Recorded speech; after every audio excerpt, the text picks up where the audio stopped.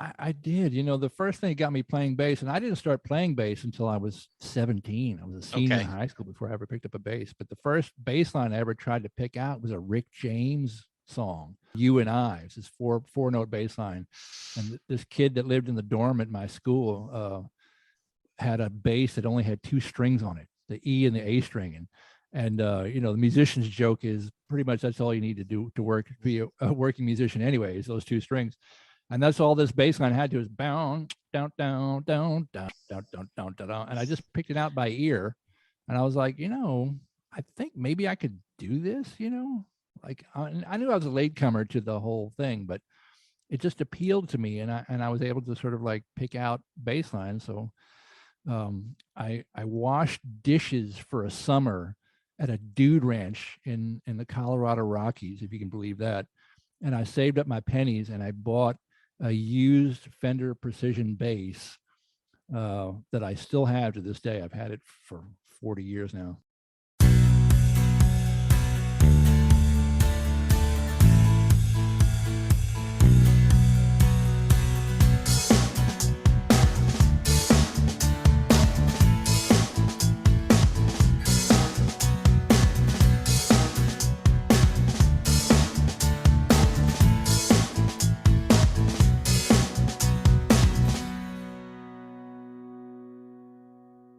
Hello, everyone, and welcome to a new episode of Set Listing Bruce, your podcast all about Bruce Springsteen, his music, and mostly his fans.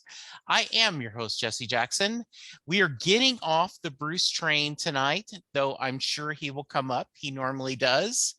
And we are talking to a musician, a writer, and an all-around, as he calls it, working class rock star. Ivan Bodley, welcome to the show. Hey, man. Thanks for having me. It's great to be with you. Yeah. So tell us a little about yourself. Well, there's a lot to tell. So much. And so, in fact, I wrote a book about it. I was born in Chattanooga, Tennessee, back in the deep South. And I went to school in New Orleans, Louisiana. Oh, where in New Orleans? I went to Tulane University down there. Oh, very nice. I'm from Lake Charles. Oh, right on. Okay. Yeah. You know what we're talking about then. Yes, I am. So yeah, I was a Tulane kid and started out as an engineering student, ended up as a psychology student, but mostly majored in college radio. I was the music director down at WTUL New Orleans for almost my whole time down there. And from that, I went into the music business. I got a job as a publicist with Epic Records. That was my first job out of school. And I did that for about 3 years and decided, music business has very little to do with music. It's all about the marketing. It's like a marketing company. They could be selling soap, they just happened to be selling vinyl records at the time, back in my day, Sonny, they had vinyl records. So I decided I wanted to be more on the creative side. So I quit my job. I turned in my corporate Amex card and said, thank you very much. And I'm going to go try to be a musician. And they were like, well, good luck to you. Yeah. Good luck to you. Knocked around for a minute, lived overseas for a minute, and decided to come back and go to music school. So I went to college a second time to Berklee College of Music up in Boston. When I graduated from there, which was 1992, 30 years ago this year, moved back to New York City and tried to really make a go of it. And I can say in retrospect that I haven't had a day job since 1995. Nothing wrong with that. So at the end of every calendar year, I always go, man, I fooled him again. I don't know how I did it, but I got away with it one more time. And then the top line of my bio, which you probably saw already, said, in the process of that 30 years, I played with 50 inductees into the Rock and Roll Hall of Fame. I've appeared in 12 different Broadway shows. I'm an inductee into the New York Blues Hall of Fame, and I'm still here and I'm still doing it. I don't know how and I don't know why, but I'm not going to complain. It's working out. So I made a joke about you, and we're going to talk about your book, Am I Famous Yet? Memoir of a Working Class Rock Star. Yeah. It made me think of Kevin Pollak's book where he says how I slept my way to the middle. Right. Exactly. So yeah. Well, Ivan, we always like to start at the beginning. So talk about you. You said you grew up in Chattanooga. Talk about what kind of music was your family listening to? What did you listen to as a kid? Well, it's so interesting because I knew that you're very Bruce focused and Bruce centric, Yeah. which I respect, but I didn't grow up with Bruce at all. I wasn't aware of him. I wasn't a fan. I wasn't, I was listening to Southern soul music. I was listening to, my mom's record collection. It was like Gladys Knight and the Pips and Hmm. King Floyd and Stevie Wonder and Sam and Dave and Ike and Tina Turner, that kind of stuff. I wasn't even a Beatles fan. Like I was aware of them. I'm aware of all Yeah. these artists, but like I was just listening to soul and R&B music as a kid growing up. The Jackson 5, that was the first album I ever bought, was their Jackson 5 greatest hits.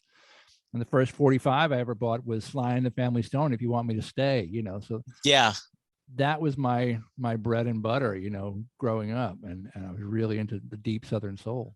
You mentioned your mom. Was your dad, was he in the picture? Did he have a different taste or the similar? My dad is into Vivaldi and Baroque classical music. Okay. My mother was into she liked everybody's greatest hits album because Okay. you knew there weren't any bad songs on them. She was that kind of music consumer. Yes. Okay. Nothing wrong with that. Nothing wrong with it. Very pragmatic. She wasn't going to Mhm. buy the new album when it came out and try it out. She Right. wanted the hits package, so she knew she was going to like every song. So she had Beatles and Stones and show tunes and Broadway cast albums but I gravitated towards. She loved Gladys Knight. Okay. So I gravitated towards that stuff. And Stevie Wonder, Signed, Sealed, Delivered. We had that album in the house and stuff like that. And I just remember there were radio formats in those days. They still are. They were very segregated in those days. So, Mhm. there were two urban soul music R&B stations in town, one AM and one FM. And I just grew up listening to those, those are my stations, my people. So when you got to high school, what did you find your own musical taste, or did you stay kind of hooked on that Southern soul? I did, the first thing that got me playing bass, and I didn't start playing bass until I was 17. I was a senior in high school before I ever picked up a bass. But the first bass line I ever tried to pick out was a Rick James song called You and I. It's this four note bass line. And this kid that lived in the dorm at my school had a bass that only had two strings on it, the E and the A string. And the musician's joke is pretty much that's all you need to do to be a working musician anyway, is those two strings. And that's all this bass line had to do is down, down, down, down, down, down, down, down, down. And I just picked it out by ear. And I was like, I think maybe I could do this, I knew I was a latecomer to the whole thing, but it just appealed to me. And I was able to sort of pick out bass lines. So I washed dishes for a summer at a dude ranch in the Colorado Rockies, if you can believe that. And I saved up my pennies and I bought a used Fender Precision bass that I still have to this day. I've had it for 40 years now. Yeah. And my dad asked me what I wanted for my birthday that year. And I said, I want bass lessons. That's what I wanted. Mm-hmm. So I found a guy who was a year ahead of me in high school, in my school, named Rick Lazarus. So again, I'm still friends with him to this day too. He gave me lessons for $15 a week. And I was like, that's good value for dollar right there. And it just set me off, on a path. Ivan, what about the bass spoke to you? Because often you hear the stories that, the myth of we're putting together a band and someone, well, we don't need another guitarist. So see if you can figure out the bass, right? We'll just put you on bass. Yeah. Paul McCartney, he drew the short straw. Right. It's like, yeah, we need a bass player. You got it. He's like, all right, I'll do it. I have a theory, and it's a cockamamie theory, and it's not based on anything, but I don't think you pick your instrument. I think your instrument picks you. Yes. Because there are certain personality types that go with the different functions of each instrument within the band. So my personality type just sort of liked having the supportive role, the foundational role, and also it appealed to me, the bass and drums seemed to be the things that really made the crowd dance. Yeah. And that's what I was into. Like the music I was listening to was highly rhythmic. If you think about the Motown recordings, they're Sure. all bass. It's Yeah. all bass and some singers. Right. So I grew up listening to that and going like, yeah, that just appealed to me. Well, because you think about, throwing it to Bruce, like Gary Talent is, one of the least showmanish of the E Street Band, right? That's he right. just sits there, like this last tour, he had his, sunglasses on and just sits there, just, throwing down the bass line. He just anchors the whole thing, right? That's exactly. That's his job. Yeah. Anchor it. Him and Max, right? Why Tulane? Why did you go to Tulane? That was an interesting choice. It was, I applied to a bunch of different schools, sort of around the country. And that was I never saw Tulane before the first day I showed up. I never went to visit the school, but it was in the largest metropolitan area of all the schools that I got accepted to. And growing up, in a very small pond in the deep South in the Bible Belt, and I'm a little different looking guy. I'm 6'5". I'm freaky. I'm come from a Jewish background. Like I didn't fit in down there, and I knew I needed to get to a bigger city, and New Orleans was, like I said, the biggest town of all the places that I got accepted. So I was like, that's all I need to know, and it turned out it worked out great. Yeah. As you went to New Orleans, did you explore all the different musical routes from there? I know you weren't studying music, but it's such a big part of the city, food and music. 100%. And I kind of knew, because I had a high school. There was no music program at my high school. That was the other thing. It was kind of this preparatory school that was supposed to be kind of highfalutin and all that kind of stuff, but they had no music program. So I had to catch this, all this stuff on my own. But like my senior year, they had a choir, and the choir director they hired was from, I think, Natchitoches, Louisiana. So he told me about it. There's a band in there called the Neville Brothers. Like, you need to find them out. He would told me about Dr. John. So I knew, I was very hip to music and very into absorbing things at that age. I was really like a sponge. So he started to hit me to, Southern Louisiana, especially R&B music, not the Zydeco stuff so much, or the Cajun stuff, but definitely like the R&B stuff. So when I got there, I jumped right in and saw the Nevilles at Tipitina's like first thing. And I'm friends with Aaron Neville to this day. Oh, that's awesome. Because I was just on another podcast and they were talking to me about concerts I attended. And I said, in my maybe top 5, definitely top 10, was when Linda Ronstadt was touring with the Neville Brothers, right? The Neville Brothers opened. Yes. Then and then Aaron came out and sang a few songs with her. Was during she had put that album out. Sure did. One of the best experiences, because the Neville Brothers alone put on a great show. Killing. Yeah. Unbelievable live show. Yeah. Just a wonderful show. And then to hear Linda, because I graduated high school in 1977. So, I had a massive crush on Linda Ronstadt when I was in high school. And who didn't? Wow. Exactly. She was amazing, right? Yeah. And what a voice. Yeah. So, I love your story about getting in the music business and realizing that all of a sudden you're not doing anything at all with music. You're working with spreadsheets, you're working with, working with all the business part of it and spending more time looking at finances than you are actually art. I take it, right?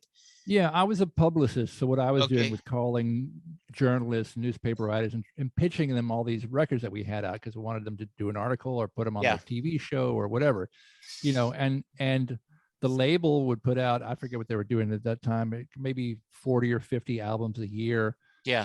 And I have a plaque on my wall here, just out of frame here. It's like all the gold and platinum records from that year, like 1988. And I think it's like 12 or 13 of them.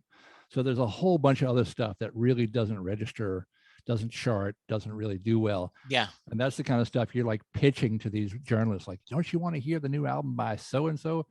And they didn't, because nobody wanted to hear it, and it turned into an exercise for me of what I called extolling virtue. So I got this record in front of me that I have to promote, and I have to figure to myself, somebody likes this record. And I don't, it might just be the lead singer's mom, but somebody likes it. Yeah. And I have to figure out why and try to pitch that to these, journalists and whatnot. And I wasn't a very social kind of person. So it was really hard for me to dial the phone, because in those days it was dialing the phone, the people Mhm. on the and saying, "Hey man, you need to really listen to this." And they're like, "Yeah, do Yeah. I?"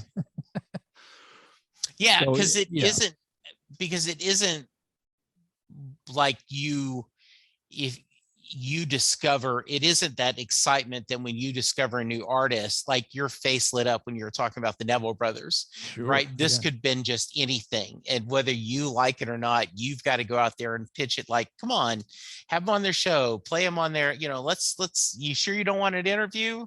If I could see it's, I sold insurance for like a year and I sucked at it. And it just, that same thing, trying to find people to talk to and let me tell you this information just was right. not fun at all. The thing that kept me going was some of my favorite clients. Like I was the Yeah. publicist for Living Color when their first album came out, and that Okay. I just adored. They were great Right. people, great musicians. I worked with Joan Jett and the Blackhearts. I worked with Stanley Clarke, Weird Al Yankovic, a bunch of people like that. I was around Luther Vandross a little bit. I was at the label when they put out the Bad album by Michael Jackson. Wow. So there were some things that were really fun to be around, but it was a lot of drudge work too. And like Yes. as you're saying, it was marketing, Yeah. it's sales, and Sure. I just wasn't into it. Yeah.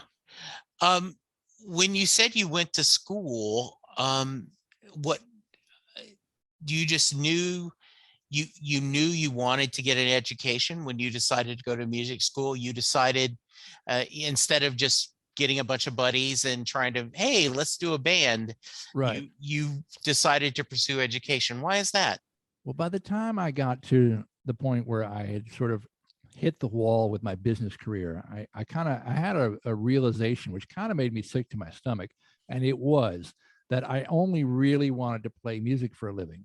And that's a terrible thing to think, because the odds of you being able to actually do that successfully are infinitesimally small. And I had been playing semi-professionally, like I'd been doing gigs in New Orleans. I actually did some pickup gigs with Bodley when he came through town in New Orleans, and played Jazz Fest a couple of times. I'd done some things, Yeah. and I was doing some freelance things, but I recognized that my training was woefully inadequate, because I didn't come up reading. I didn't come up, with a music program. So what I needed to do, I thought, it turns out I was right, but I didn't know that I was right, but it was to fill in all the gaps in my musical knowledge, theory, harmony, composition, all this kind of stuff. If I was going to really seriously try to make a go at it professionally. And it turns out that was the right instinct for me. It's not right for everybody. And I'm also glad I didn't go to Berkeley when I was 17, 18 years old. Right. I went when I was like 25, and it was like I sort of had a little tiny bit of life experience, a tiny bit of business experience, 26, whatever I was. So, and I was paying for it myself, I'm taking out student loans to pay for it myself. So that made me really buckle down and study hard, And a little more maturity, right? Versus at in the middle 20s. I mean, yeah, as we can say this from this point in our lives, yeah. Yeah, 25 is more mature than 17 for sure. Yes. But still, I didn't know what I didn't know until exactly. until Yes. later, Yeah. So once you got I want to talk to you about your experience of performing, because my wife's brother is about 10 years, 8 or 9 years older than us. So he grew up in the 60s, where that, hey, garage band, you get a bunch of buddies together, you go play at the CYO, you play at the, the VFW, you do all that. And he talked about, he ended up going into the medical field, respiratory therapist, and gotten a lot of it. And one of his buddies stayed in the music business. And, so he called him up and said, hey, Ralph, we're doing a wedding. Do you want to play drums with us? For fun. And, right, sure. And Ralph's like, sure.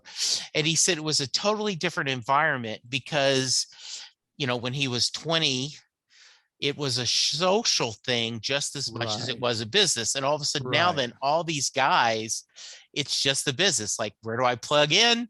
Let's do the gig and let's go home. And if it's a So wedding, you got to play the first dance, the parent dances, the cake cutting. You have all these yeah, specialty songs you have to do. You got to play. It's a 4-hour engagement. You got to wear a suit. Yeah, I do yeah. them all the time. All the So, time.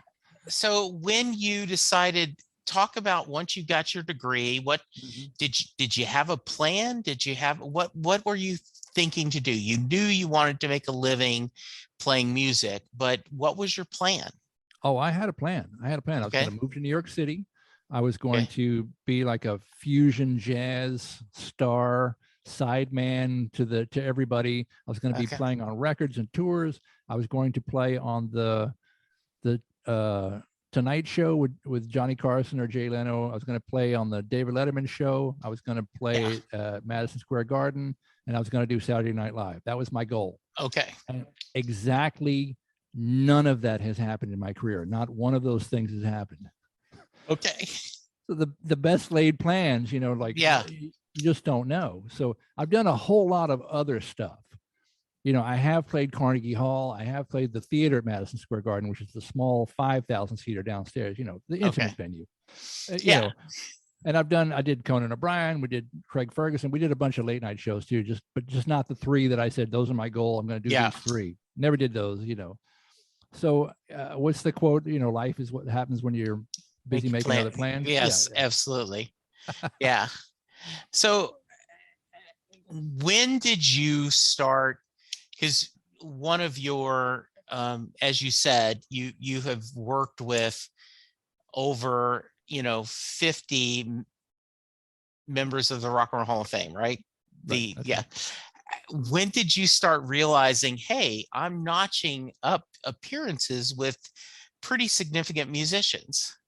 That was a few years in. I had a buddy of mine who was saying, like, you should start like maybe keeping a running tally of all the Hall of Famers, because Yeah. what happened is when I got to New York, through a series of like complete coincidences and accidents and referrals by friends of friends to friends of friends, I ended up doing a gig as a substitute bass player with Shirley Alston Reeves, the original lead singer of the world famous Shirelles. Oh, okay. So I started playing with the Shirelles, and the Shirelles like started playing this sort of classic rock and roll oldie circuit, right? Classic R&B circuit. Yeah. So through them, I met the Tokens, and through them, I met the Drifters, and through them, I met, like all these. It was one foot in front of the other that these Hmm. things started to happen.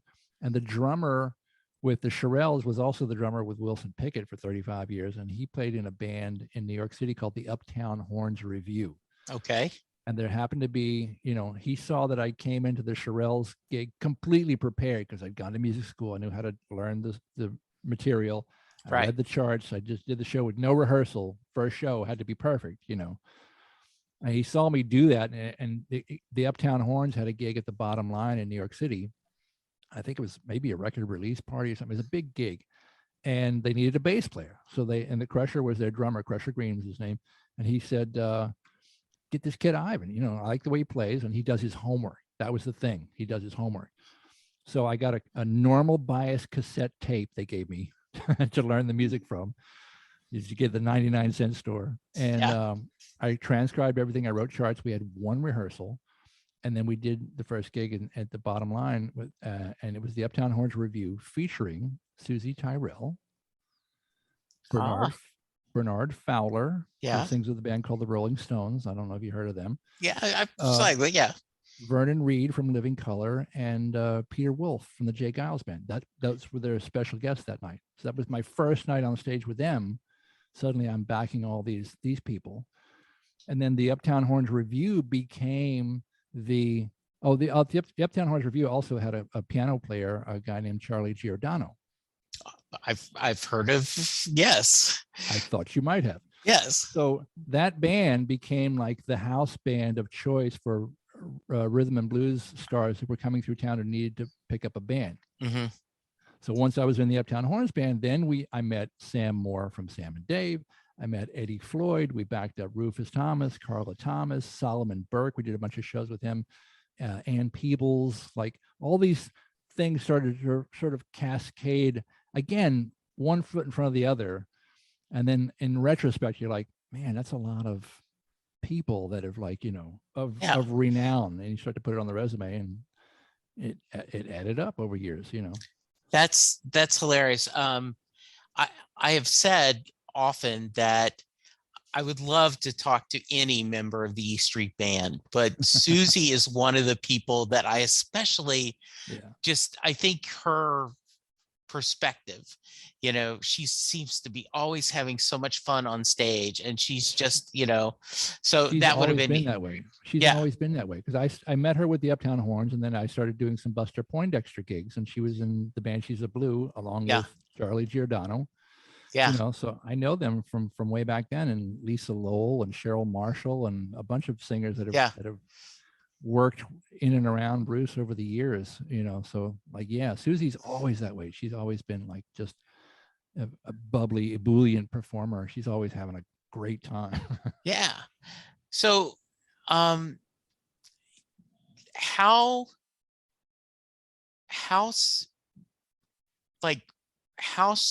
at this point, how secure is your gigs? Do you still have things booked pretty steadily, or is it you're still putting one foot in front of the other, Ivan? Both. Okay. Both. I mean, the standard joke that I use is the day after you play Madison Square Garden, you're unemployed again. Yes. So as a freelancer, every gig is your last gig, and especially all the Broadway work I've been doing is like as a substitute musician. So, I come in once a week, once every 2 weeks, once every month, whatever it is, and then on the way out the door, somebody in the band will say, "Do you have any more dates coming up?" And I go, "Nope, I'm never working in this town again." Yeah. So, but that said, I have some gigs booked, coming up with Jay and the Americans. I have a few dates with Little Anthony and the Imperials, and I have I've got weddings booked all the way through November. Like, I know where I'm going to be like between now and probably the end of the year. How challenging is to be that chameleon, that to be able to, okay, you need me to play bass for a Broadway score. Okay.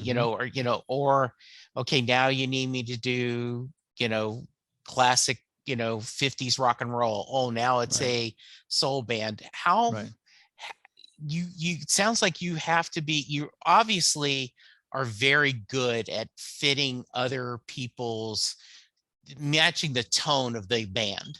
Yeah. Well, chameleon is exactly the right way to think of it. It's like, I've always loved different genres of music. I mean, even though I grew up primarily listening to classic soul, when you listen to the radio and the FM rock stations back then, you're hearing all those things as well. Sure. So, and then in Tennessee, there's country music around. There's all this different sort of genres. Then Louisiana, as you say, Cajun, Zydeco, R&B, the heavy funk stuff with the meters.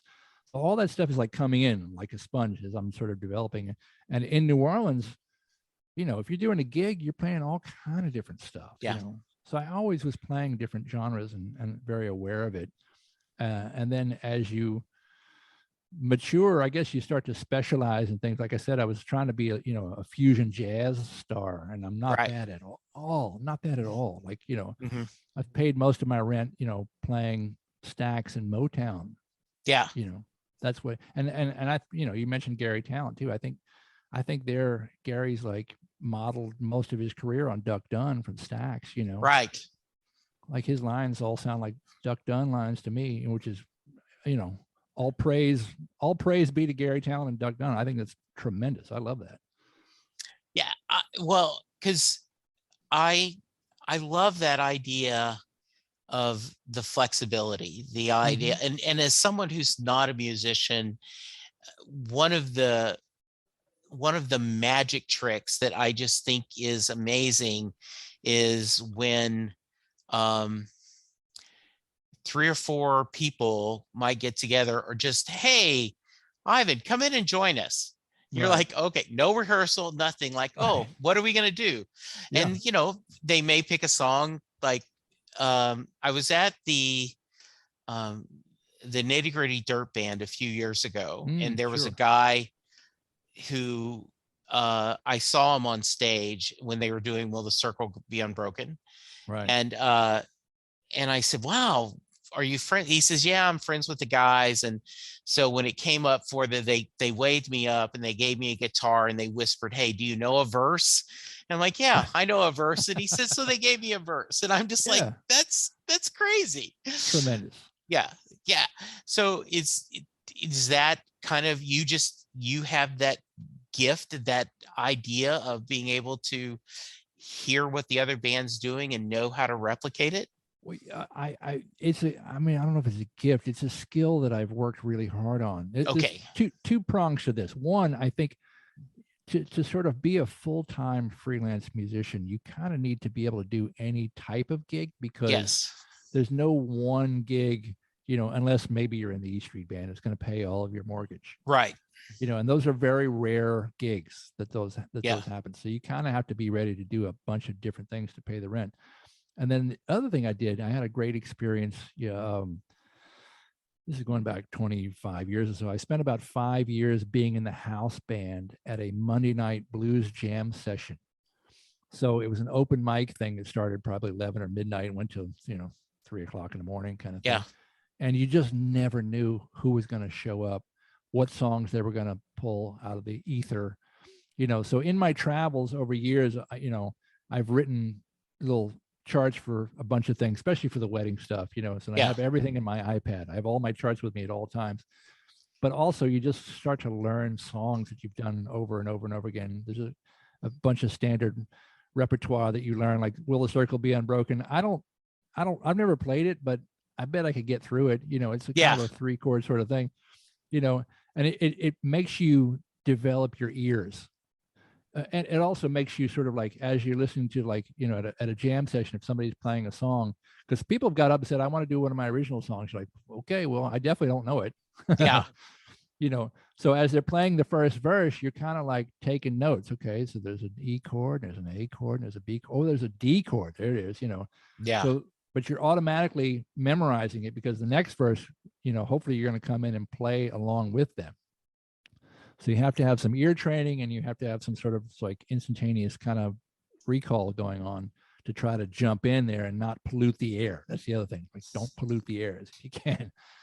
And it's hard as a bass player too, because I have to commit to a chord root on a downbeat. Like a keyboard player can kind of noodle along in G. A guitar can kind of noodle along in the key and sort of sound like they kind of know what they're doing a little better. But I have to know what the chord is: G, D, C. You know what I mean? Like, I need to really commit to something, and then hopefully I'm right.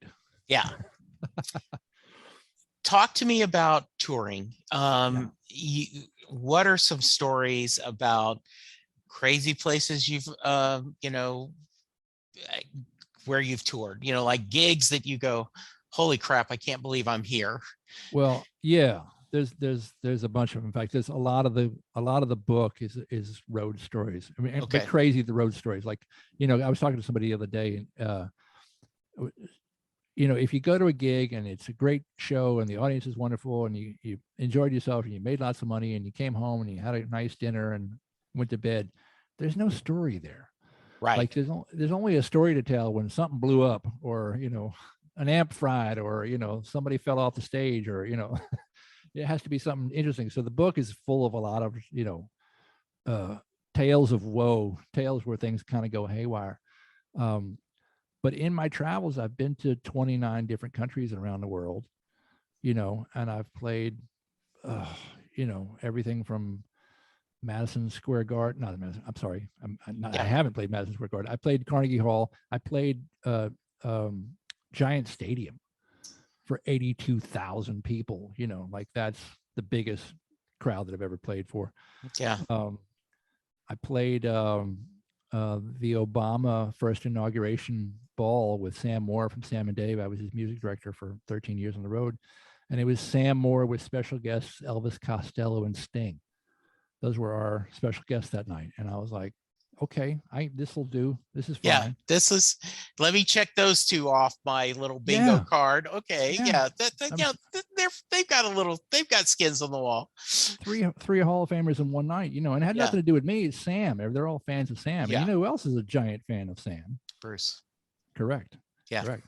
So I met all these people that we're talking about standing next to Sam.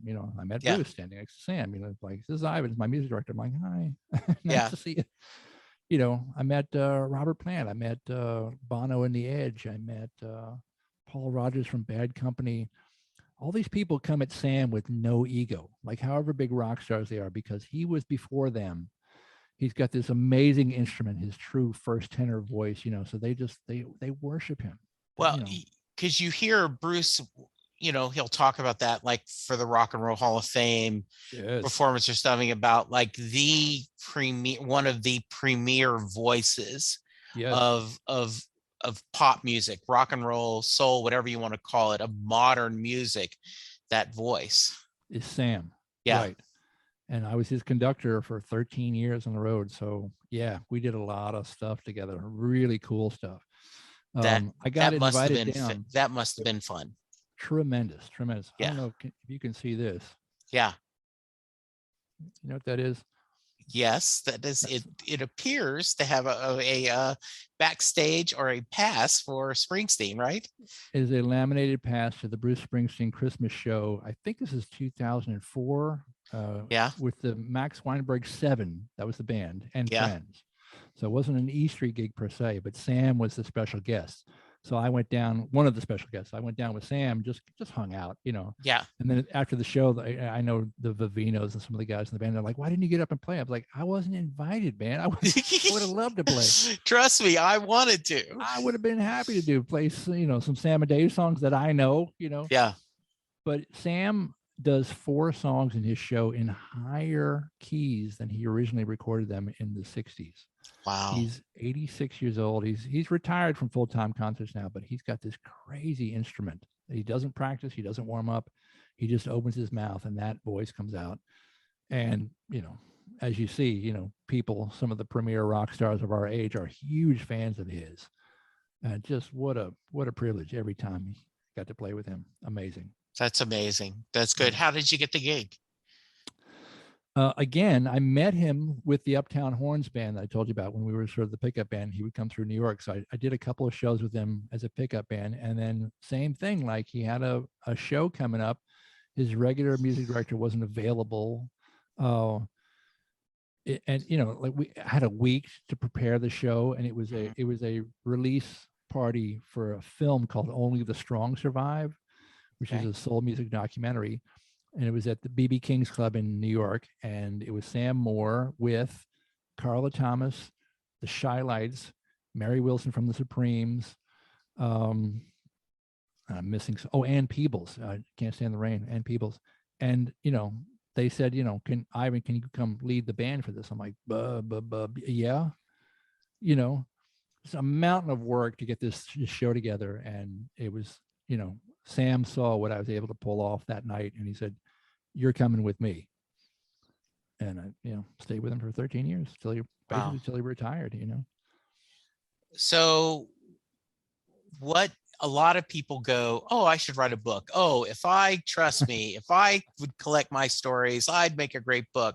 Yeah. How did you go from that general statement that a lot of people make to actually doing the work and the discipline to write a book? Right. Well, I was encouraged to do it by people because I'm constantly telling stories when something happens there. I was like, "Oh, that reminds me of this time when something even stranger happened." People go like, you should write a book, man. You should write this stuff down. So about, I think 4 years ago now, I actually sat down and did it because as a freelance musician, wintertime is kind of our slow season. Okay. So sometimes in the winter, you can sit around in January and February and do like 2 or 3 gigs the whole month and really feel underemployed, underutilized. Yeah. So I sat down and I started writing, compiling all this stuff and got it most of the way finished. And then when the pandemic shutdown hit, I was like, all right, well, now here's the chance to really finish this thing and tidy it up and get it edited and put out. So, yeah. I tried to make lemonade out of lemons that life had handed us. Yeah. And got the book finished. Yeah, the book is Am I Famous Yet? Memoir of a Working Class Rock Star. Available. I'm looking at it at Amazon. I'm sure it's available at almost everywhere you can find books. Yeah, everywhere you can find books, as long as it's Amazon. Yeah, okay. That's the main place it's available. So All yeah, right. there are people that buy it off Amazon and carry it in their stores, I think, but mostly, Yeah, okay. I'd say Amazon. The link's on my website too, so Okay, we can get yeah. people there. What's next for you? Besides a couple of weddings and Right. Well, yeah. a lot of weddings. Like I Yeah. said, I got Jay and the Americans. I got some bookings with them. I got Little Anthony and the Imperials. Anthony's tremendous. He's just turned 82 years old. Wow. Sounds like a teenager. Sings everything in the original key from the 60s. I've got a corporate gig coming up in a couple of weeks. We're going to go play at 8:00 in the morning for some big rah marketing meeting where like the Yeah. band to get everybody juiced up to sell whatever they're selling. Sure. I don't even know. I have no idea what we're doing. So like I'm doing a recording session on Sunday. It's all over the map as it's always been. It's always all over the map. I'm subbing at Jersey Boys on the Broadway show up here occasionally. Mm-hmm. I was subbing at Ain't Too Proud, the Temptations musical, but that unfortunately closed. It was a victim of the pandemic, or really the Omicron wave. So I just did a couple of theater workshops. Those things could move forward, get produced. You never know. My recordings are starting to come out on Color Red Music in Colorado. So little of this, little of that, some of the other thing. Somehow you have a career at the end of the day. And as you said, you're earning your living playing music, and that's something you should be very proud of. I am. It's what I set out to do, and like I said, there's no guarantees. It's kind of a tough road to hoe, and but yeah, I've been able to pay the rent for almost 30 years doing this thing, and that's remarkable to me. Yeah. So I don't want to give away all of it, but is there a story you want to share from the book to tempt people to go and get it? Oh, let's see. Yeah, there's a lot of crazy stuff, good and bad. I'm trying to think if we have. Oh, so I alluded to this before, the Obama inauguration ball. Yeah. I told that story in the book because it was just a career high moment. Sure. My first time that I ever played bass in my life on stage at a high school talent show, we played Message in a Bottle by the Police. First time I was ever in front of people playing. And fast forward a mere 27 years, and suddenly I'm on stage with Sting playing that song. So it was this sort of life full circle moment that there's no possible way my adolescent fanboy brain could have predicted that would happen. And it's almost difficult to process at the time, And the whole band, it was just an amazing show. It was an amazing night. And the whole band, we floated out of the theater our feet weren't even touching the ground, right? Until we got outside, because it was the inauguration, the entire town was booked. There was no hotel room, so we had to take the Amtrak back to New York City overnight, and there were no cabs to get us to the train station. Right. So it was 20 degrees outside. We just come out of this biggest concert of our lives. We're sweaty, we're exhausted, and we had to walk 1.5 miles in 20-degree weather, holding our instruments to the train station, to take an overnight Amtrak back to Penn Station in New York. And it was just like the dichotomy. Like anytime you start to think, oh, that was a real rock star-ish kind of thing we just did, something brings you right back down to earth, immediately. That is so rock and roll, right? That is like, we're living the life now. Living the dream, man. And oh, by the way, you got to walk to the train station at 1:00 in the morning, 20-degree weather. Okay. Damn it, I should have worn my tennis shoes instead of trying to look good on stage. I'm telling you, man. I'm telling you, it's not easy. No limousines for a working class rock star, my friend. There you go. That is awesome. I always like to ask, who is still on your bucket list you'd love to play with? Oh, that's so interesting. I mean, there's some shows. Somebody was talking about this the other day. Like, I would love to do anything with Stevie Wonder. Yeah. I'd love to do anything with Donald Fagen or Steely Dan. I just think that would just Yeah. be amazing musically. But that said, I don't really pine for it because Right. I've met so many of my heroes growing up. It almost then becomes greedy, right? Like, okay, what Yeah. more could I ask, right? Like, yes, I'd love a steady paycheck. Like, I'd love to get hired to be, Yeah, a regular basis than a Broadway show, right? Like, sure. but yeah, Or do a big kind of stadium tour. I'd love to yeah, do something like that. But it's all gravy at this point. It's all going yeah, good. And I swear to God, I love anytime, even playing a small nightclub. I play at the Bitter End on Bleecker Street all the time. yeah. Subbing in their house band for the jam session. And Hmm. when things are going good, and you're in front of 10 people, but the band is on fire, it's like, it's great. I love it. I love it, all of it. Yeah. All right. So before I get to the Mary question, is there anything I should have asked you that I haven't? I don't know. I'm trying to think. I was thinking about you were talking about all the Bruce associations. So I was looking at your list of Yeah. questions, like how many live shows you've seen. Yeah. I think I've seen 4. I forget what the other. Well, we haven't. Because I just have been so fascinated with the rest of with your career. But can you remember when you first kind of became aware of Bruce Springsteen and his music? Well, yeah, it was like I said, I didn't grow up, collecting the records, but he was on the radio. So he was definitely Yeah. on FM radio. So I knew the hits kind of thing. Right. And then when I started working for Epic Records, where I was a publicist, as you know, downstairs from Epic was Columbia Records. Okay.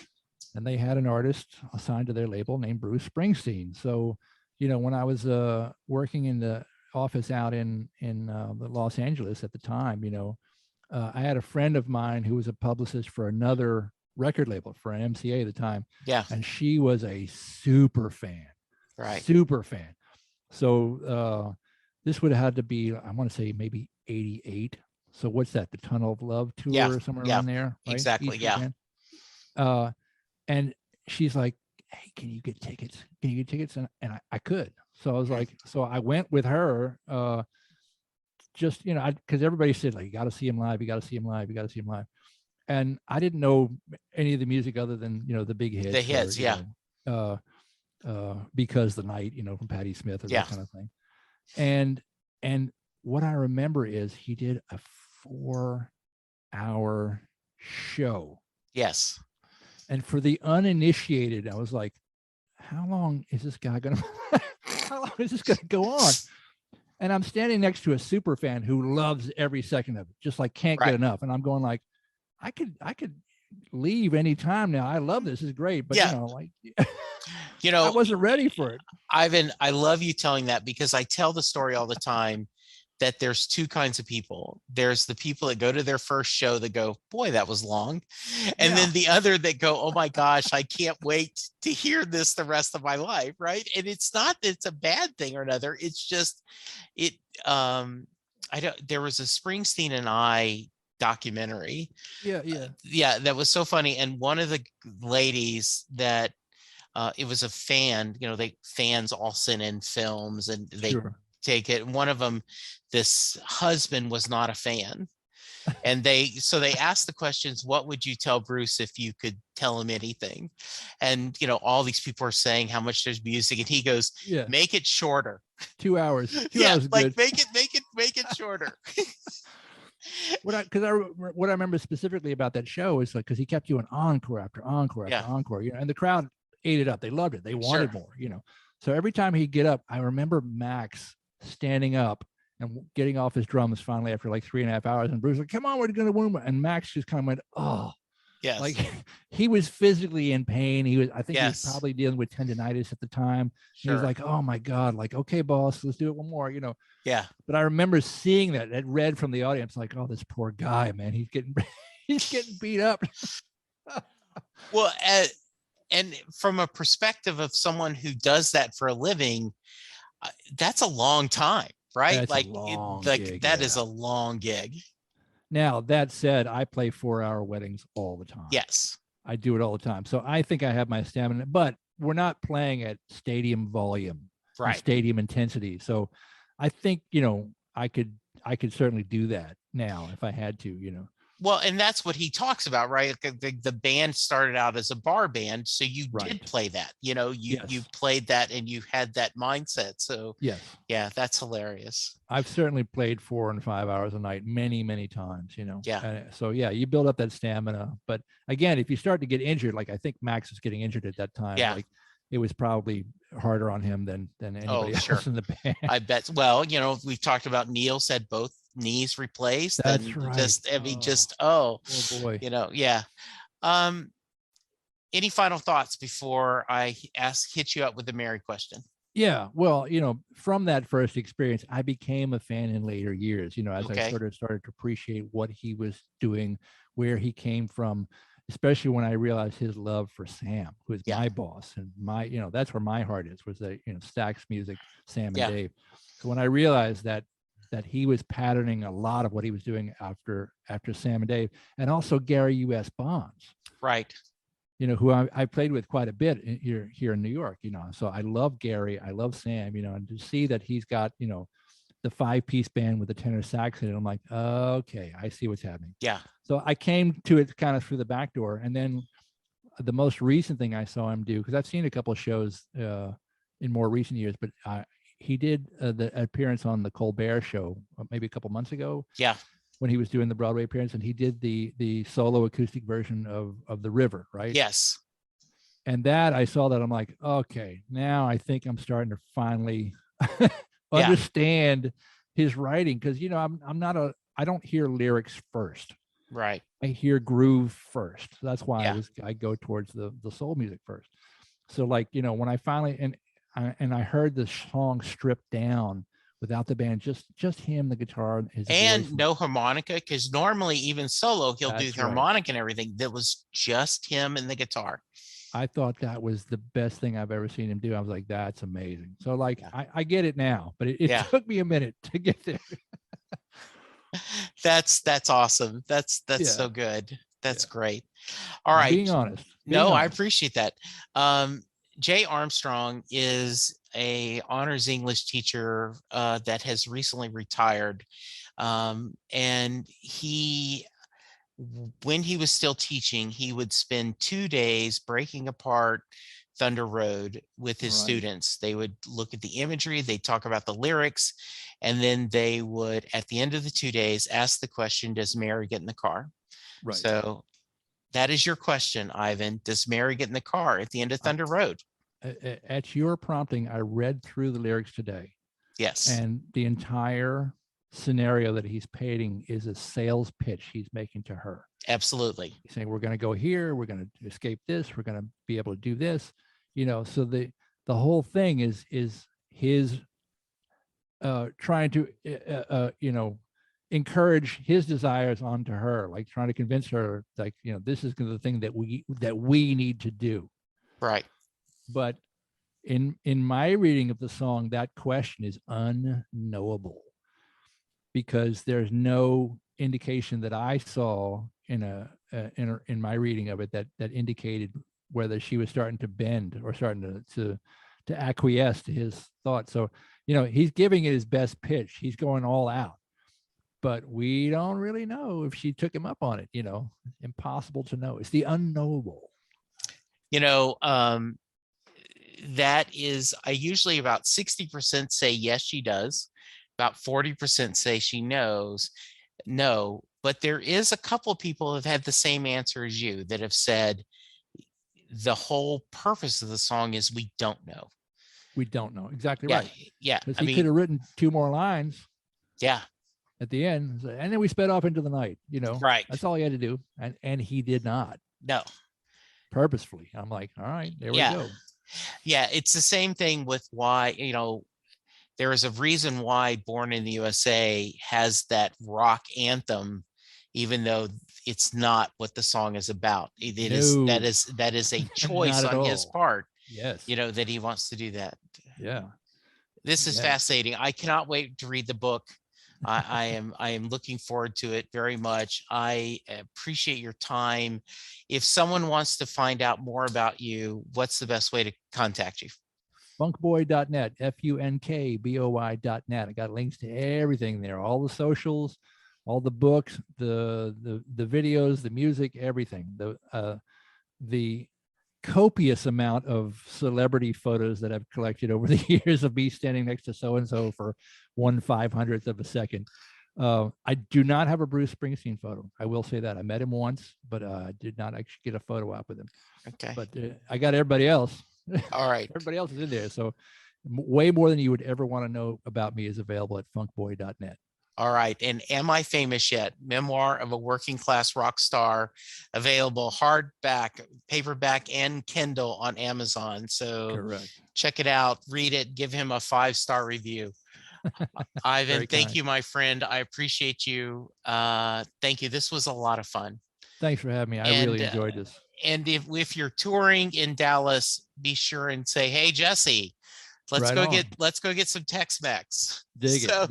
You got it. All right. Sounds good. All right, listener, you stay safe. Go get boosted, go get vaccinated. Let's all be kind to each other, because that's how we're going to get through this. Thank you, Ivan. Thank you, listeners. We'll talk to you soon. Goodbye. Doing a podcast at times can be a one-way conversation, and I hate that. So please let me know what you like and don't like about the work I'm doing. You can reach the podcast via email at setlistingbruce@gmail.com. The show is on Twitter at setlistingbruce, and my personal Twitter is at jessejacksondfw. We have a website, www.setlistingbruce.com. From there, you can find links to other Springsteen podcasts, as well as other music-themed podcasts. We have a page devoted to our own SLB All-Star Band. These are guests who have been on the podcast more than 3 times. There is a link to our store where you can purchase Set Listing Bruce shirts, as well as a Merry Question t-shirt. There is a link to our Patreon page where you can sign up to help support the podcast financially. We have different levels and different rewards based on your support. If you don't have any extra cash, and right now, who does? You can support the podcast by subscribing via your favorite podcast player and leaving us a review. The more reviews we have, the easier it is for people to find us. And please tell a friend about the podcast, especially if they love Bruce or music, because it will make a difference.